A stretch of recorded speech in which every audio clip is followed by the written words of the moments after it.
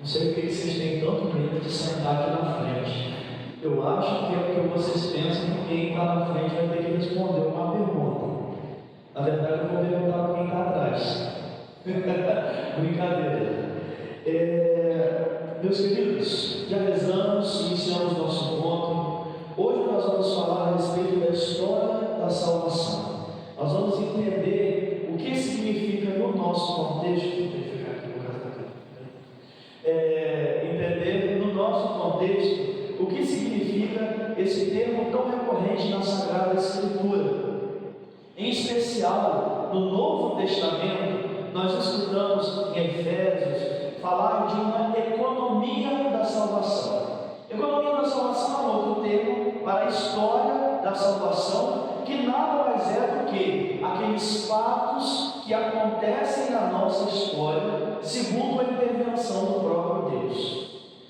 Em especial no nosso tempo, em que nós somos capazes de fazer muita coisa, em que nós conseguimos por nossa própria conta fazer muito do que antes a gente tinha que esperar de Deus, nós tendemos a achar que a história do mundo acontece simplesmente por aquilo que a gente é capaz de fazer. E a gente entende também, não de uma forma clara assim, não, Deus não está aqui, não é isso, mas de uma forma prática, a gente age como se Deus estivesse no além e nós estamos aqui, e às vezes Deus olha para baixo e faz alguma coisa por nós, mas a vida dele está lá e a nossa vida se desenrola sem a assistência divina.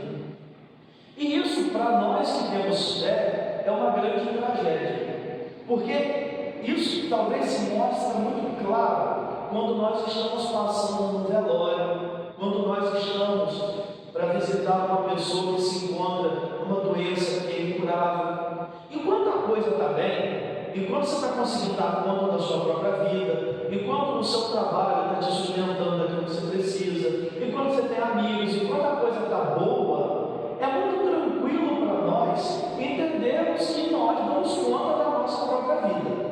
Inclusive, muitas vezes, a gente frequenta a igreja, faz as coisas, e aí depois que a gente consegue um emprego, ou que a gente começa a estudar, ou que a gente começa a seguir nossa vida, né, o rumo da nossa vida, a primeira coisa que a gente faz é dizer assim: olha, eu não tenho tempo mais de ir à igreja, eu não tenho mais tempo de rezar. Isso eu fazia quando eu não tinha nada para fazer, mas agora que a minha vida está muito corrida, eu preciso dar conta das coisas e, portanto, não me sobrou mais tempo para ir à igreja.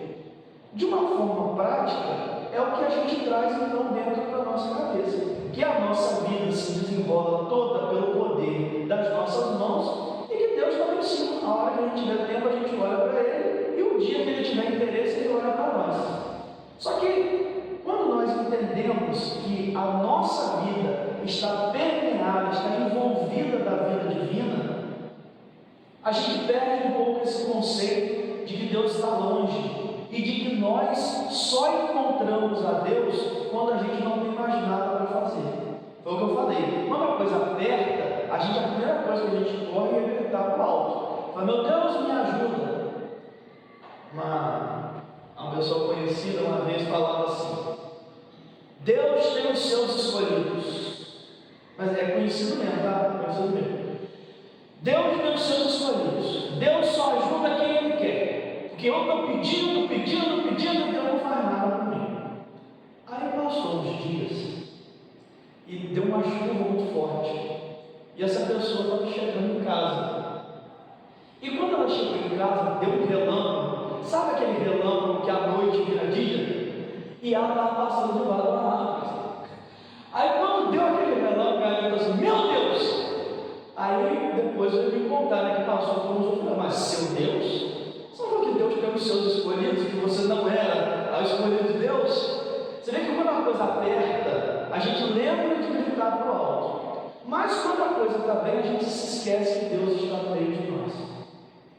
A história da salvação, como eu falei, é um conjunto de ações de Deus na nossa história, onde Deus se revela para nós e dá sentido justamente a essas coisas que as nossas mãos podem fazer. Em si, a história humana, por causa do pecado, não é só uma história divina, infelizmente. Quando nós fomos criados, e já o livro do Gênesis nos traz essa realidade, nós fomos criados não como um objeto que depois Deus olhou e se agradou dele. Não, nós já fomos criados na amizade com Deus.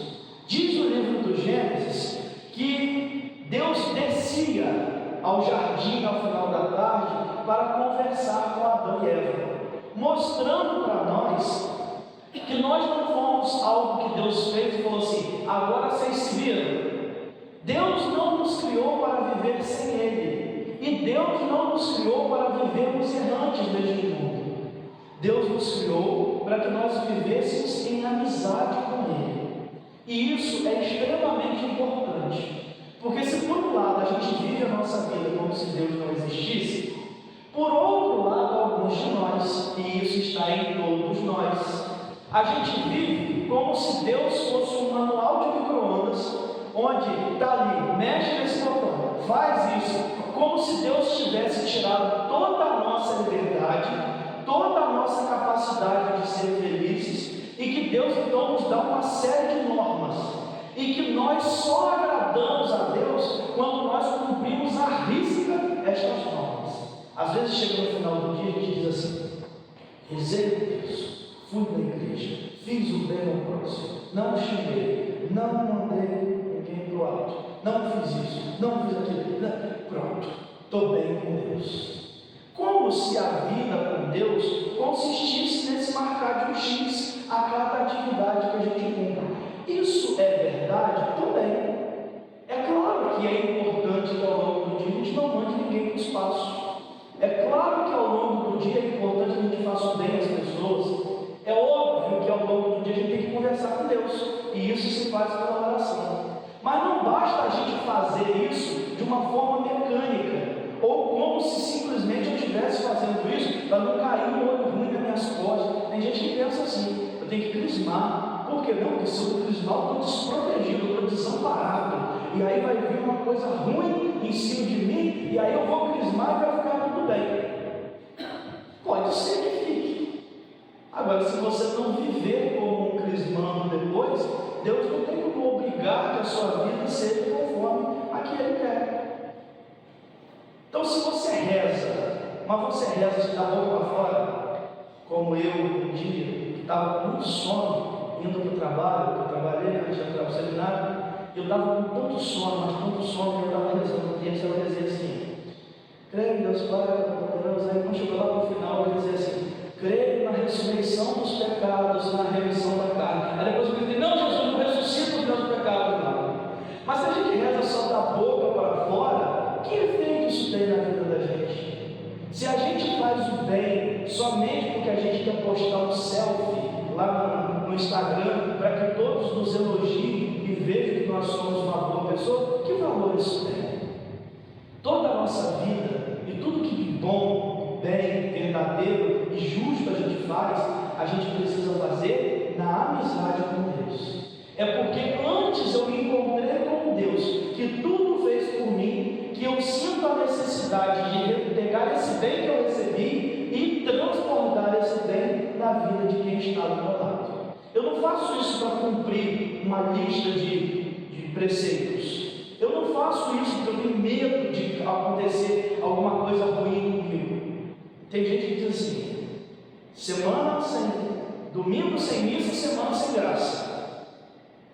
Errado não dá. Mas às vezes parece que se eu não for lá na igreja, Deus não vai nem olhar para mim e tudo quanto é coisa de ruim vai me acontecer essa semana. Peraí. E aí a gente transforma a vida na missa, ao invés de ser para um encontro com Deus, a gente transforma a vida na missa numa forma de se proteger de uma coisa ruim que está lá fora. Retomando a Escritura, Deus cria o homem na amizade com Ele, e é por ser amigo de Deus que o homem pode fazer todas as coisas em seu nome. Veja que Deus dá o poder a Adão de dar o nome às coisas da criação, de cultivar o jardim. O que a Bíblia quer nos dizer com isso? Que quando eu sou amigo de Deus, quando me mantenho unido a Ele, quando Deus me desce todos os dias ao meu encontro, né? No Gênesis se diz que ele descia ao cair da tarde. Deus desce todos os dias até esse altar para o nosso encontro. Deus está ali na reserva eucarística, esperando que a gente entre pela igreja, e ao invés de sentar direto no banco, vai ali e fala: ei, querido, estou aqui, oi Deus, sou eu de novo, sabe?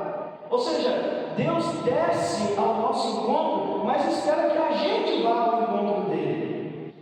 O problema é que, por causa da nossa autossuficiência, em acreditar que a gente pode fazer tudo por nossa própria conta, a gente não vai ao encontro desse Deus que vem ao nosso encontro.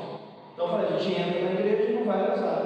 A gente, veja bem, a gente está vindo para rezar, mas a gente não vai rezar. A gente, ao longo do nosso dia, também não reza. A gente não consulta Deus sobre uma decisão que a gente tem que tomar. A gente faz com o outro aquilo que o meu instinto manda, não aquilo que eu sei que, segundo a lei de Deus, eu preciso fazer. Ah, eu gritei de volta, porque gritou comigo, e comigo é assim. Eu sou esquentado, gritou, logo eu grito de volta. E eu acho que o outro precisa ser tratado segundo os meus instintos, não segundo aquilo que Deus me pede. E assim, aos poucos, de uma forma prática, como eu já falei, eu vou isolando Deus da minha história e acho que a minha história tem que ser uma história sem Deus. O homem, no paraíso, tomou a mesma atitude. Deus falou assim: você pode fazer tudo, mas naquela árvore você não mexe. Veja bem, tem tudo, mas naquela, só naquela. Aí o homem falou assim: não, vou mexer sim. Por quê? Porque nós sempre queremos ter uma liberdade sem limites. A tentação não é de hoje, nossa, não, que tem a internet na mão, não. Desde o paraíso, o homem sempre achou que podia fazer tudo, e não com Deus, apesar de Deus. Caímos então no pecado. Mas Deus, ele é tão extraordinário que, quando ele vê que o homem cai no pecado, muito diferente de nós, ele não se vinga do homem, mas ele estende para o homem a sua mão. Quando uma pessoa te decepciona, você tem uma amiga, um amigo, um parente, um marido, uma esposa, não sei, e você tem aí tanta gente na sua vida, e você confia nessa pessoa, você confia a sua vida a essa pessoa, você partilha da sua vida. Tem amigo que sabe até a senha do celular do outro, né? Então, você partilha, de repente essa pessoa vai e usa disso que você deu para ela contra você.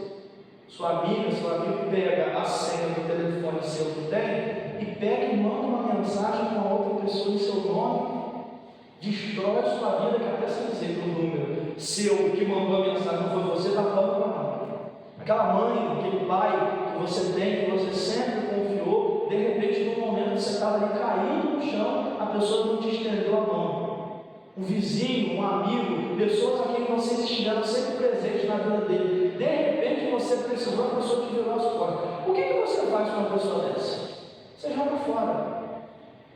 Você diz assim: nossa, eu dei tudo de mim para fulano, e na hora que eu precisei, fulano me virou as costas. Então, a partir de agora, eu não quero mais saber de fulano. É assim ou não é que a gente faz? Não precisa falar, não. Só a cara de vocês já está mostrando que é. Porque é assim com a gente, é a nossa tendência natural. Mas não foi assim que Deus fez com a gente. Veja, Deus nos criou, nos deu tudo. Mas quando no paraíso, e ainda hoje, nós olhamos para tudo que Deus deu e dissemos assim para Ele: obrigado, mas eu vou seguir minha vida aqui sozinho. Deus, ao invés de se vingar de nós, porque podia vir um raio cair em cima de nós e partir a gente em quatro, mas Deus olha para nós com misericórdia e nos oferece o seu perdão. Quando Adão, lá no paraíso, cai, junto com Eva, e Deus pergunta, o que aconteceu, porque queria ouvir deles aquilo que estava acontecendo, Deus anuncia diversas coisas ruins que iam acontecer, não porque Deus mandaria para eles, mas porque era consequência das suas próprias escolhas. Mas ao mesmo tempo, Deus anuncia que viria um novo rebento, digamos assim, uma nova linhagem, um novo filho que seria dado ao mundo, que por esse filho, tudo aquilo que foi perdido do paraíso seria recebido de volta. Então, ao invés de Deus proclamar uma sentença de destruição para aqueles que feriram o seu coração, Deus diz que vai reerguer aquela humanidade no tempo oportuno. Primeiro exemplo de como nós devemos seguir a nossa própria vida. Se Deus, quando nós pecamos contra Ele, e veja que Ele é o sumo bem, não volta as suas costas para nós, mas muito pelo contrário, nos oferece uma nova chance, quem somos nós, pecadores, para voltarmos as costas para aqueles que erram com a gente? Seguindo a história da salvação, enquanto este Filho prometido não vem para restaurar na humanidade a amizade com o Pai, Deus oferece ao homem, porque Deus não diz assim, então daqui a 2.000 anos, 5.000 anos, vai vir. Enquanto não vem, vocês ficam aí, né? Tateando, como a gente diz aqui no Noroeste, fica no salvo aí, que daqui a pouco não, imediatamente Deus oferece seus auxílios para o homem. Deus oferece uma aliança para o homem com Abraão, Deus oferece sua aliança com Noé, Deus oferece sua aliança com Moisés, e a aliança com Moisés é a que a gente mais precisa se deter, porque abre os nossos olhos para o Cristo que estava por vir. Moisés era um homem também pecador, tinha matado um egípcio, tinha fugido por causa disso, tinha ido para longe, e lá onde ele estava, Deus vai o buscar, e diz assim: o meu povo está passando por uma grande aflição, por uma prolongada aflição, e eu, portanto, te peço que em meu nome você vai libertar aquele povo. A história mais detalhada não é desconhecida de cada um de nós. Tem as 10 pragas do Egito, Moisés consegue libertar o povo, tirar o povo de Israel. Providencialmente, quando aquele povo sai, o mar se abre para que eles possam passar. Providencialmente, eles encontram uma terra. O povo que eles encontram naquela terra, que é um povo muito mais forte do que eles, muito mais organizado civilmente do que eles, não conseguem derrotá-los, mas muito pelo contrário, é o povo de Israel mais fraco, desorganizado, digamos assim, belicamente, falando de armas, de exército. É o povo de Israel que aos poucos vai derrotando aqueles outros povos e se estabelecendo na terra que Deus prometeu. Então, como eu falei com vocês, a história humana ela é permeada, envolvida, tocada em alguns dos seus momentos pela história divina, onde Deus mostra para cada um de nós: ei, eu não estou de longe, eu não esqueci de vocês. Agora, o fato de Deus acompanhar a nossa história não nos isenta, claro, de passarmos por dificuldade nela, que às vezes a gente pensa também assim: Deus só está na minha história quando? Quando está tudo bem, quando o que eu peço acontece. Mas quando um desastre acontece, quando uma coisa ruim aparece, quando eu não consigo o que eu quero, é porque Deus me abandonou. E aí a gente sai caçando Deus num monte de lugar aí, até a gente encontrar, ou melhor, pensar que encontrou em algum canto, porque aí sim, agora tudo voltou a ficar bem, Deus voltou. Não. O fato de Deus estar na nossa história não nos isenta de passar por algumas tribulações. Agora, nos isenta de passar por essas tribulações sozinhos. Deus aparece, Deus se mostra a Noé, se mostra a Abraão, promete uma descendência. Deus aparece na sarça ardente a Moisés, fala com Moisés, conduz o povo, dá uma nova lei. Para que essa lei? Repito, não para ser um manual de micro-ondas, mas uma lei que oriente a vida do povo. Quando eu tiver que fazer isso, como que eu devo agir? Deixa eu consultar a lei de Deus. Ali eu tenho uma base de como eu posso, na minha vida, agradar ao Senhor e caminhar conforme a sua vontade. Agora, nenhuma dessas intervenções de Deus na história, que passa também pelos profetas, que vão exortar o povo a voltar para Deus, que o povo é cabeça dura, tá? Diferente de nós, nem um pouquinho. Alguém Alguém aqui só se confessou uma vez na vida? Se a gente precisa se confessar várias vezes, é porque também a nossa cabeça é dura e a gente acaba não se convertendo e voltando mais uma vez para a negação de Deus do pecado. Então a gente lê assim: o povo de Israel era um povo de cabeça dura. Aí a gente, né, aquele povo de cabeça dura, aquele povo somos nós. Hoje nós somos aquele povo que também tem a cabeça fechada para entrar aquilo que é da vontade de Deus.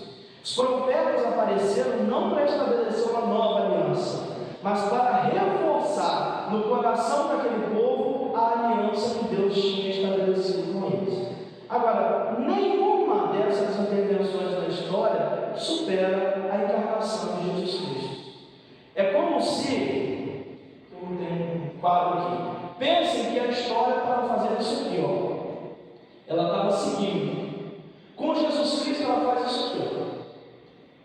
Ela continua seguindo para frente, mas agora para cima. Cristo, ele é tanto o cumprimento daquilo que lá no Gênesis nos foi prometido. Cristo é a vivência perfeita da aliança que Deus quis estabelecer com Noé, com Moisés, com Abraão. Aliança essa que todos eram marcados pela desobediência diante dela, mas Cristo foi obediente até a morte e morte de cruz. Então, na sua obediência, Cristo cumpre tudo aquilo que o Antigo Testamento promete e mais, lança para cada um de nós a possibilidade de fazer o mesmo. Então Jesus é o centro da nossa história. Vocês vão escutar isso muitas vezes nas orações da missa. Ele é o Senhor da história, Ele é o centro da história. Por quê? Porque nele tudo que é passado se cumpre, e depois dele, tudo que se cumpre tem nele o seu fundamento. Hoje, quantas coisas de Deus nós conhecemos e podemos fazer, mas por causa de quem? Por causa de Jesus. Sem Jesus, tudo que o Pai prometeu no Antigo Testamento ia ser só um conjunto de frases que nunca encontrou na nossa vida o cumprimento. Sem Jesus, nós que caminhamos depois dele, seremos um grupo como tantos outros que existem aí, que seguem as pegadas de um homem qualquer, que disse uma coisa qualquer, mas que não tem o poder de transformar a vida de ninguém. Então, a chave da nossa história está em Jesus, porque, como eu disse, ele cumpre o que foi prometido, e depois dele, todo mundo que faz alguma coisa em nome de Deus encontra nele o seu ponto de partida. A vida de Jesus, que começa na encarnação, mas que passa por viver como cada um de nós, porque Jesus não só assumiu um corpo, Jesus assumiu a forma humana de viver. Portanto, Jesus amou com amor humano. Jesus trabalhou com as suas mãos, como todos os homens trabalham. Jesus foi traído, como tantos de nós na nossa vida já fomos. Jesus foi aquele que passou pela perda de um amigo, como também nós tantas vezes passamos. Jesus chorou, como tantas vezes nós também derramamos as nossas lágrimas. Mas também Jesus se alegrou, exultou no Espírito, glorificou o Pai, anunciou a palavra do Pai, testemunhou pelas suas ações e pelos seus milagres aquilo que o Pai desejava que acontecesse em meio aos homens. E tudo isso, nós, que depois dele fazemos por causa dele. Jesus, ele não veio só para nos dar um exemplo. O mundo de hoje, em especial no lugarzinho que vocês têm nas mãos, chamado celular, mas claro, chamado YouTube, né? Ali, se vocês pesquisarem, vocês vão encontrar muitos Jesus.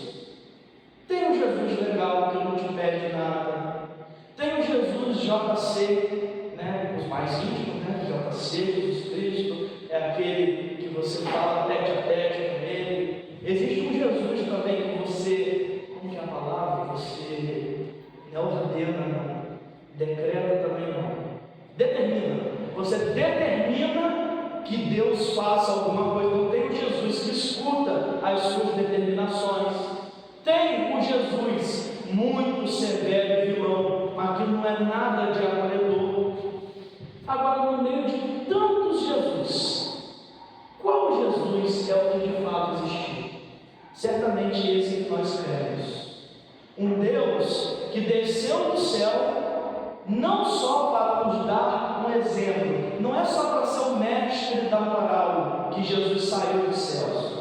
Jesus veio realizar humanamente a vontade de Deus e permitir que cada um de nós, na nossa vida, também pudesse realizar a vontade de Deus. Quando na nossa história, eu já não falo da história do mundo, mas a nossa história particular, quando na nossa história nós fomos batizados, nós fomos, segundo as palavras de São Paulo, enxertados no Cristo. É como se nós fôssemos inseridos, guardados dentro de Cristo. Isso significa que nós não moramos mais em um lugar somente geográfico, mas nós habitamos em Deus. E, portanto, o Deus no cujo qual nós habitamos nele, quer que nós tenhamos o poder e a força de cumprir em nós todas as coisas que ele fez. Jesus não quer que a gente só olhe para lá e diga: nossa, que bonitinho Jesus, nossa, que legal que ele fez, nossa, Jesus realmente é o Senhor, só ele poderia ter feito isso. Não, Jesus quer que a gente repita os seus atos, Jesus quer que a gente imite os seus gestos, Jesus quer que a gente repita as suas palavras. Então, quando na nossa vida nós cumprimos aquilo que Cristo fez, e quando nós tornamos concreto pelas nossas mãos o que o próprio Senhor realizou, a história da salvação, que se dá por diversos atos da intervenção divina, não para no passado, mas continua a se realizar através da vida de cada um de nós. A gente gosta muito de sentar no sofá, olhar na televisão e dizer assim: nossa, o mundo está perdido, nossa, a juventude está perdida, não tem mais o que fazer com fulano. Mas a gente tantas vezes que fala isso, está com a perna cruzada no sofá, olhando o mundo acabar, cair, sem fazer nada. Pior quando a gente diz assim: nossa, a igreja não faz nada. Cara pálida, você também é igreja. Sabe por que a igreja não está fazendo nada? Porque a igreja, que é você, está sentado no sofá reclamando de como que o mundo está. A história da salvação não é como um álbum de fotos que você senta e começa a ver o que Deus fez lá fora. A história da salvação passa por causa de Jesus, no batismo, pela vida de cada um de nós. Quando Jesus sobe aos céus, os discípulos ficam assim, ó, com a boca aberta olhando para cima. Aí 2 anjos aparecem e dizem: vocês estão fazendo o que aí? Aquele Senhor que subiu um dia retornará. Ide e anunciar o Evangelho, ou seja, agora é com vocês. Ele subiu porque agora ele vai andar com as pernas de vocês, falar com a boca de vocês, agir com as mãos de vocês. E isso, meus queridos, é lindo, mas isso é muito sério. Talvez quando eu falei que a palestra era sobre a história da salvação, vocês acharam que eu ia dar uma série de acontecimentos externos à vida de vocês, que vocês precisariam decorar para entender o que Deus faz no mundo. E eu já dei uma série de coisas para vocês aqui: Adão, Noé, Moisés, Abraão, os profetas, Jesus Cristo, os primeiros cristãos. Só que a gente nunca pode achar que a história da salvação é alheia a nós. Lembra que eu comecei falando que a gente acha que a nossa história está acontecendo e Deus está lá de cima olhando? Então a gente acha que a história da salvação é uma coisa que a gente tem que contemplar, mas não, é uma coisa que a gente tem que tomar parte. Por causa do batismo, nós somos um lugar onde a história da salvação acontece.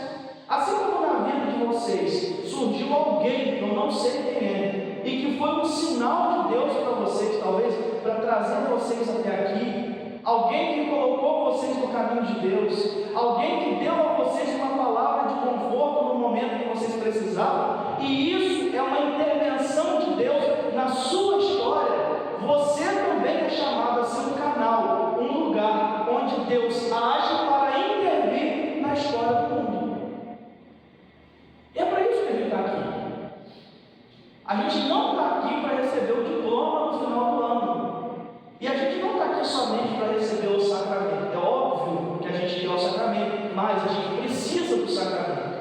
mas nós estamos aqui para nos entendermos como alguém que precisa do sacramento para agir conforme Deus pede, e não alguém que simplesmente foi marcar um troféu. Então, não, eu sou crismado, olha para a estante, tem o troféu do batismo, mas não vivo como batizado, tem o troféu da primeira Eucaristia, mas foi a primeira e única, nunca mais voltei, e agora tem o troféu da igreja. Pronto, estou quente com Deus, aqui ó, agora eu posso falar com Deus tete a tete, porque Ele, tudo que Ele mandou a igreja já fez. Nós sentamos nesses bancos semana após semana para entender que nós somos o lugar onde Deus quer agir, e que nós não estamos aqui como nós estamos no supermercado para pegar o sacramento que a gente quer e ir embora, mas a gente está aqui para se inserir nisso aqui, para se tornar uma parte real disso aqui, que vai para muito além das paredes dessa igreja, mas que forma toda uma comunidade de pessoas que também necessitam da intervenção de Deus. Às vezes a gente está precisando de dinheiro, às vezes a gente está precisando, sei lá, de um conselho, às vezes a gente está precisando de um abraço, e do nada aparece na nossa vida alguém que faz para nós justamente aquilo que a gente estava precisando. O que é essa pessoa na nossa vida, senão alguém que Deus se utilizou para fazer por nós aquilo que a gente precisa? Então, meus queridos, nada da gente cruzar as nossas pernas no sofá. Se de Deus nós recebemos todos esses bens, em nome de Deus nós precisamos levar esses bens a todos aqueles que são também queridos por Deus. Amém? Amém, gente? Eu não senti tanta firmeza, não. Daqui eu pergunto a terceira vez lá para frente. Então entendam que a nossa história não está fechada para Deus. Deus, a todo momento, quando a gente reza, Ele entra na nossa vida e faz aquilo, não que a gente quer, mas nos dá aquilo que a gente necessita. E, portanto, também nos torna como que comprometidos com Ele a fazer isso pelos irmãos. A história da salvação que está escrita na Sagrada Escritura, claro, tem o seu ponto máximo colocado aqui, mas não está encerrado na última página da Bíblia. Às vezes a gente acha que a história da salvação terminou quando o capítulo 22 do Apocalipse, 22, 21, fechou, acabou o Apocalipse, acabou a história da salvação. Não, a história da salvação continua a acontecer quando nós, como instrumentos de Deus, agimos em seu nome e tornamos o rosto de Deus visível nos nossos tempos. Amém? Então é verdade. Amém, gente? Amém. Melhorou. Um bocadinho melhor. Bom, terminada a formação, eu queria só falar com vocês sobre a questão de alguns avisos que foram dados para vocês na semana passada. Talvez vocês possam pensar que eu sou um carrasco. Eu estou aqui para dificultar e peneirar a vida de vocês, mas não é para isso que eu estou aqui. Inclusive, a gente ampliou algumas, digamos assim, facilidades para vocês, entendendo que na vida concreta de vocês existem também algumas dificuldades que às vezes impedem vocês de estarem aqui. Então, por causa disso, a gente ampliou a questão das faltas, que antes eram toleradas 3 e agora são 5, e também encurtamos um pouco o tempo do encontro. Alguns de vocês que às vezes vêm de longe, sentiam fome, precisavam ficar para a missa da noite, porque não vieram à missa da manhã, então ficavam um tempo muito extenso aqui. Então, pensando sobre a vida de vocês e as necessidades reais que vocês têm, nós reformulamos os horários. Então, já a partir da próxima semana, nós teremos um horário que iniciará às 18 horas. Agora, não vamos relaxar quanto ao horário. É 5, eu chego 5h30, agora é 6, eu já chego 6h30, só para receber a bênção final e voltar para casa. Por quê? Porque com todo o benefício vem uma responsabilidade. Então nós encurtamos o tempo? Encurtamos.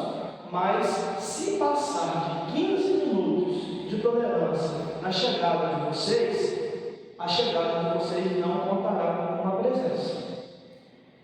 Entendeu? Sei que isso já foi avisado, mas eu estou reforçando.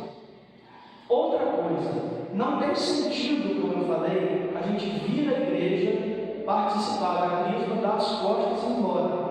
A gente precisa participar da missa, é a nossa vida que está ali, é o próprio Cristo que está ali a se dar a cada um de nós. Se eu dou importância a não faltar a crisma, mas não dou importância a participar da missa, eu não estou entendendo o que nós estamos fazendo aqui. Portanto, a presença na missa também contará como fundamental para receber o sacramento da crisma no final do ano. Isso significa que vocês têm que vir aqui na missa da noite, porque senão, se alguém vê vocês indo embora por aquele portão, vão achar que vocês não vieram para a missa. Não. Vocês têm a liberdade de escolher o horário, nós temos 3, os horários que vocês vão participar. Agora, desde que participem. E como nós temos catequistas da etapa da crisma em todos os horários, eles estarão observando a presença e a assiduidade de vocês aqui. Então, falei do horário, falei da pontualidade, a questão das faltas, então, serão toleradas 5, havendo motivos graves e reais, vocês entrem em contato conosco, porque dentro de algumas questões, por exemplo, você tem um concurso, e o concurso é comigo. Eu não vou dizer para vocês, não deixe de fazer o concurso, ou senão manda lá a Petrobras, lá para você fazer o concurso, manda estudar a data que você tem Cristo. Não posso fazer isso com vocês.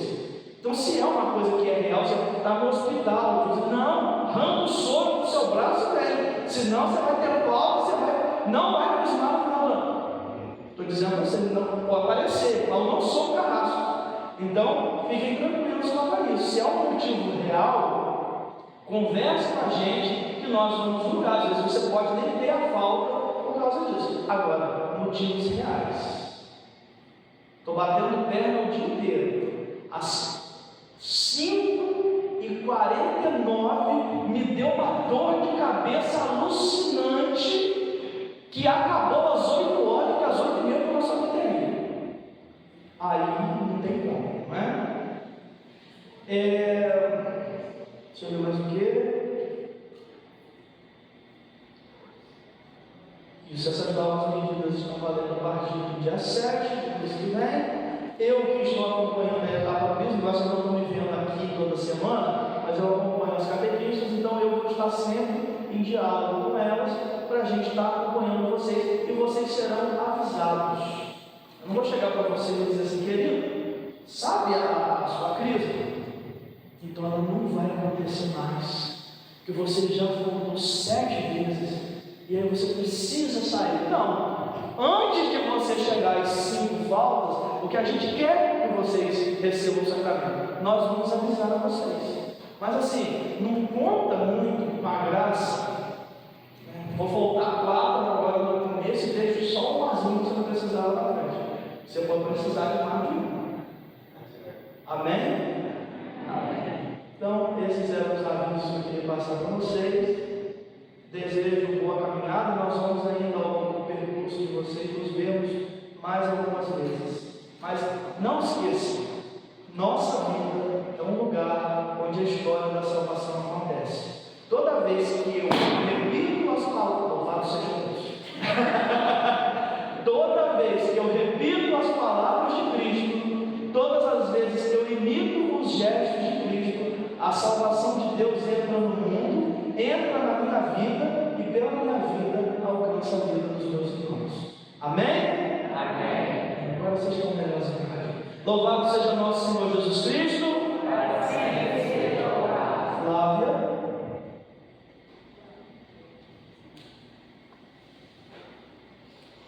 Prometi que eu vou terminar dentro desse episódio.